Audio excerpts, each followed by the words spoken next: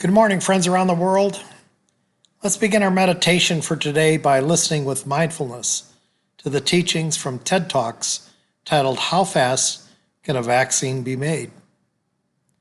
Let's get on our comfortable positions, be aware of all that is around us, remaining in the present moment, and breathe. Now we're ready to listen to today's teaching.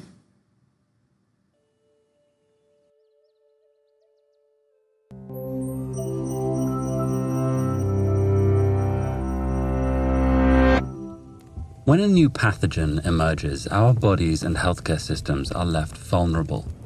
In times like these, there's an urgent need for a vaccine to create widespread immunity with minimal loss of life. So how quickly can we develop vaccines when we need them most?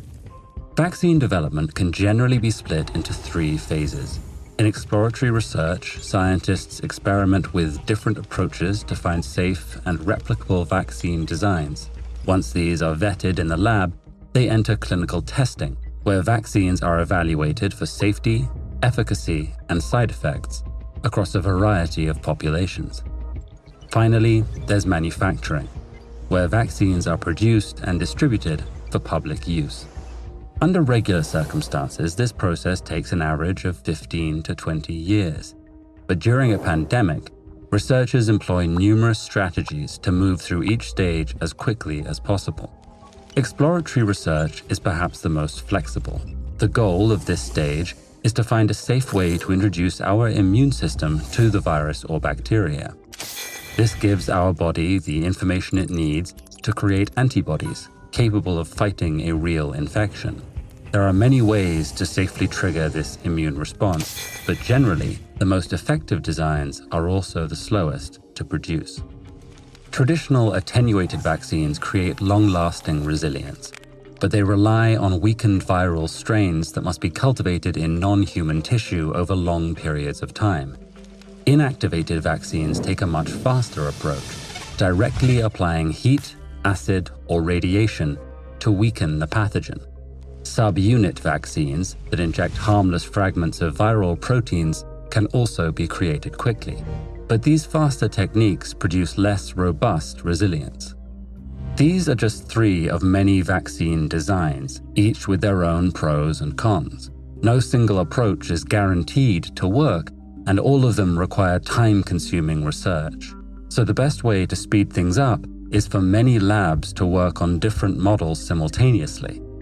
This race-to-the-finish strategy produced the first testable Zika vaccine in 7 months, and the first testable COVID-19 vaccine in just 42 days. Being testable doesn't mean these vaccines will be successful, but models that are deemed safe and easily replicable can move into clinical testing, while other labs continue exploring alternatives. Whether a testable vaccine is produced in 4 months or 4 years, the next stage is often the longest and most unpredictable stage of development. Clinical testing consists of 3 phases, each containing multiple trials. Phase 1 trials focus on the intensity of the triggered immune response and try to establish that the vaccine is safe and effective. Phase 2 trials focus on determining the right dosage and delivery schedule across a wider population. And Phase 3 trials determine safety across the vaccine's primary use population, while also identifying rare side effects and negative reactions. Given the number of variables and the focus on long-term safety, it's incredibly difficult to speed up clinical testing. In extreme circumstances, researchers run multiple trials within one phase at the same time, but they still need to meet strict safety criteria before moving on. Occasionally, labs can expedite this process by leveraging previously approved treatments. In 2009, researchers adapted the seasonal flu vaccine to treat H1N1, producing a widely available vaccine in just 6 months. However, this technique only works when dealing with familiar pathogens that have well-established vaccine designs. After a successful Phase 3 trial, a national regulatory authority reviews the results and approves safe vaccines for manufacturing. Every vaccine has a unique blend of biological and chemical components that require a specialized pipeline to produce. To start production as soon as the vaccine is approved, manufacturing plans must be designed in parallel to research and testing.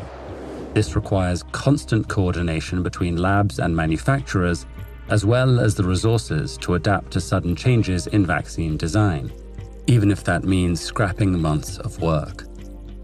Over time, advances in exploratory research and manufacturing should make this process faster.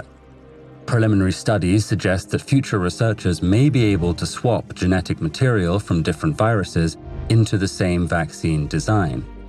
These DNA and mRNA-based vaccines could dramatically expedite all 3 stages of vaccine production. But until such breakthroughs arrive, our best strategy is for labs around the world to cooperate and work in parallel on different approaches. By sharing knowledge and resources, scientists can divide and conquer any pathogen. When it comes to defeating a global pandemic, vaccination and viral testing go hand in hand. But what does it take to develop reliable tests that show if you've been exposed to a certain virus? Find out with this video. Or learn more about how pandemics end with this video.